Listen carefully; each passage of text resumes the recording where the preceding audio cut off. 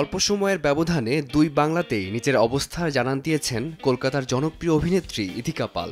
Television ধারাবাহিক থেকে আসা এই অভিনেত্রী ২০২৩ সালে বাংলাদেশের প্রিয়তমা দিয়ে প্রথমবার বড় পর্দায় হাজির হন ইতি চরিত্রে। শাকিব খানের সঙ্গে সেই সিনেমায় বদলে দেয় তার পথচলা। টালিউডেও আস্থার জায়গা হয়ে ওঠেন তিনি। দেবের সঙ্গে খাদানে বড় পর্দায় দাপট দেখানোর পর আবার টালিউডে ফেরা। বরবাদে নিতু চরিত্রে তার অভিনয় নজর কাড়ে দুই দেশের দর্শকের। পরপর বহুরূপ ও রঘু ডাকাত প্রতিটি কাজেই নিজের জায়গা আরও দৃঢ় করেছেন তিনি। নতুন খবর, ইথিকা আবারও শাকিবের নায়িকা হচ্ছেন। প্রযোজনা প্রতিষ্ঠানের সূত্র বলছে, আসন্ন ঈদ উপলক্ষে নির্মিতব্য শাকিবের প্রিন্সে যুক্ত হয়েছেন তিনি।